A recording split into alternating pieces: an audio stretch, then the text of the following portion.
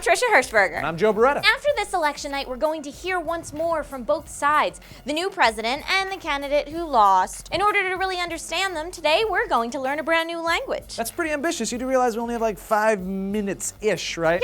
Yeah, we can do this in 5 minutes. All right, if you say so. Ever since the days of JFK, when TV and public appearances became a huge deciding factor for most Americans, politicians have been forced to go live. Gone are the days of well-thought-out written documents to publish on opinions. Most Americans decide who they'll vote for during the debates, where pre-written speeches aren't even allowed. So, in order to avoid saying something that might seem ignorant, politicians seem to have created their own language. Luckily, there's enough info on the interweb that we can translate what they really mean. Ah, there is more than meets the eye. Take, for example, when a politician says, "Read my lips, no new taxes." What they really meant was no K-N-O-W, new taxes. That's a play on words. Because there's always going to be new taxes, and you should always know that. Or when a politician says, "I did not inhale," what they really mean is, I totally smoked that. Definitely did. There's no way that I did not smoke everything. And inhale. Or when a politician refers to binders full of women, he's speaking of, well, I'm not exactly sure what he's speaking of. It's obviously very linguistically advanced. We'll look into that. What we're saying is this is some complicated stuff. Now, there are also different dialects of this very complex language, Republican and Democratic. Republican will say